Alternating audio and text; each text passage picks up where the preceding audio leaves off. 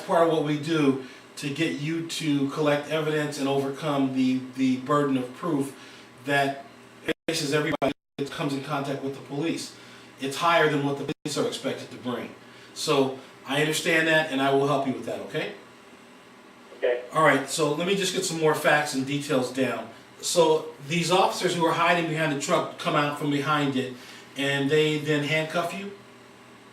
Yes, sir. Okay. Did they say at that time they handcuffed you exactly why you were being handcuffed and what you were being charged with?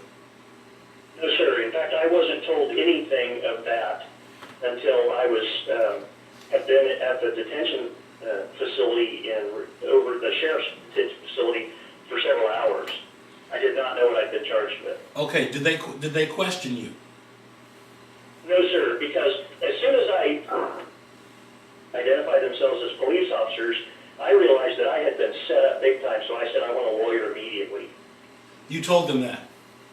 Yes, sir. Okay, so they didn't ask you any questions, and they just set you in the jail for some indefinite period of time. About how long was it that you were in jail, if you know? I bailed out after about 30 hours, 33 hours, I think is what I calculated it up total. Okay, and what do you do? They're not gonna let me out. What do you do for a living, sir, if you don't mind my asking? I'm unemployed actually right now, but my primary background is a real estate agent. I'm a licensed real estate agent with a license in good standing. Okay, so you're a professional person, and you have no reason to be causing trouble. Absolutely not, and this is the first time I've ever had any trouble with the police. I believe you. Let me just go a little further into the story here. So now, did these officers who came to your home, the 7 officers, did any of them know you? I don't believe so, no. I may have actually worked with some of them professionally because I dealt with bank-owned houses, and sometimes I would have to have the police respond for, evictions and different things. Okay, right. But they didn't have any sort of familiarity with you as far as you could tell, to the point that they would actually acknowledge, hey, how you doing, or any sort of conversation. It was just flat, I don't know who these guys are, and they didn't seem to know who you were. Is that correct, or is that an inappropriate characterization? No, I would say that was probably a correct characterization, although one of them did talk to Vic, the guy that I was yelling at, because as soon as I started yelling for him, one of the officers went directly to his house. Okay. And I had the opportunity to speak with Vic, and I asked him what the officer had said to him, and he said he was just asking a bunch of questions about me. Did I have an anger management issue? Did I fight with my neighbors?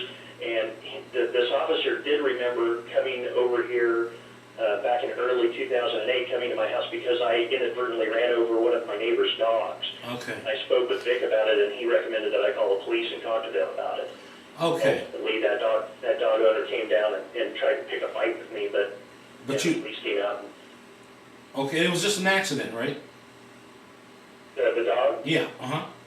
Yes, sir. Oh, yeah. That was a total accident. In fact, I felt so bad about it because I'm a dog person, but the only reason the police got involved with that at all is because the owner walked down to my house and picked a fight with me in my front yard, and I just backed away and called the police and said, "He's going to get this guy out of my yard." Okay. All right. So now I just want to go back to one more part of this incident, then we can move on. When the officers came out from behind the truck, they didn't tell you why you were being arrested. They handcuff you. They take you to jail. Did they take anything out of your house, if you know? Not that I know of. Okay. And my wife was so frightened that she just sat on the couch until they ultimately left. Did they search the entire house? Yes, sir. Did they? And you said they didn't present any paperwork at all. No, sir. They didn't have any paperwork. Okay. Okay. Okay. Did they say what they were looking for? They told my wife they were looking for anybody else that had a gun in the house. Anybody else that had a gun. All right, now, just back to the part of the exchange with these guys in the driveway or out in your front yard. When they were banging on your doors and your windows, did they were actually on your property at your doors and windows, right? They weren't from any distance. These were guys right outside your window banging. They weren't throwing things at your house. They were right up against the doors. The first visit from them, yes, that's correct. They were standing at my front door, banging on the steel security door, ringing the doorbell repeatedly, and there's an opera window there that they were pounding on. Okay, and where was the motorcycle? Was it in the backyard, garage? Where was it? It was on my back patio. Okay. And is your back patio in a locked area with a fence or a brick wall or something? Sure does. Okay. So they couldn't get into behind the fence without having to break in if they wanted to get back there, right? That's correct. Okay. Was the motorcycle chained up or was it just sitting back there? It had a caliper lock on it. Okay. All right. And could they see it if they were in someone else's yard? Probably, yeah. I think from either of my neighbor's yards they could have seen it. And there's a green area behind our backyard that's not blocked. So if you'd walked into it, you would have been able to see the motorcycle from there. Okay. Now, when they were banging on your windows, what were they actually saying? Did they say anything? They were just making noise from what I could tell. If they were saying anything, it wasn't intelligible through all of the racket. Okay. And so they never, like I said, who they are, where they were from. They just started banging on the doors. And were they saying, like, open up, open up? What were they saying? Like I said, they were just simply making a lot of noise. If they were saying anything with words, it wasn't understandable through all of the banging. Okay. So now, at the point you decided to come out, you were concerned that these guys might be trying to break in your house. No, I didn't come out while they were at the front door. All I did was open the inside door and talk to them through the security door. Okay. I didn't speak to them, or I didn't come out of the house until after they had already walked away from the front door. Okay. And the only reason I came out the first time was because I wanted to make sure that they were actually leaving and not going to some other point of my house to try and break in. Okay, got you. I got you. All right. Now, at the point that they pulled forward, and you know, here's my thought about this, and I don't know because I wasn't there. If you felt concerned for your safety and you were on your own property, you have a lot of protections. However, if they can demonstrate that you were the aggressor by virtue of, you know, they were trying to leave, you didn't want them to leave, you know, you pull a gun on them, they may have some angles. But right now, I don't think they have a very strong case. So having pictures of the area where all this took place would be very helpful. If you don't have pictures, I'll need you to take some pictures. I can take some pictures. Okay, I have a and digital camera. I can.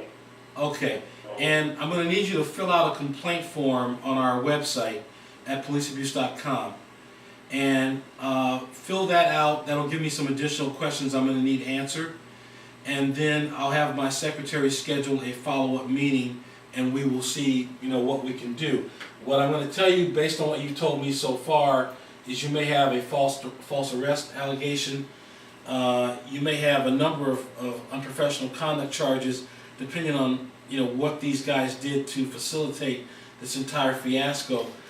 Because it seems that they were working in coordination with the repo people, which is. And that's what it seems to me after the fact. Yeah, well, that it seems like jumps out at me right away. So that's what I think, and let me just tell you that two issues. Number one, in this economy, there's no shame in, you know, not being able to keep up a car payment or something. You do your best, and sometimes people fall short. That's no reason to bring the SWAT team in. This could have been handled much differently. So, however the police chose to get involved, it seems very strange that these guys would be allowed to do what they did, and then the police would be standing behind them in case anything happened.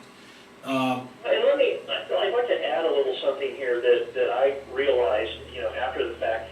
But like I said, I live on a double cul-de-sac, okay? And the first entryway is about 100 yards from my house that you can drive onto this street. There are only houses on my side of the street, and there's a large hill that's a park area across the street. So, you know, visibility, you can see a long ways.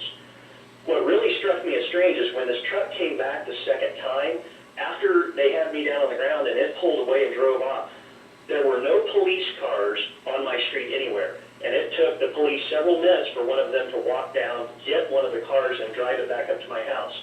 The other thing is, they have two tactical firearms that they don't carry in a holster when they're just walking around. So these guys parked around the corner, got tactical weapons out of their vehicles, and then walked on foot with this white truck over 100 yards. That's very strange. Let me ask you a question. They had no previous contact with you regarding this truck. I mean this motorcycle.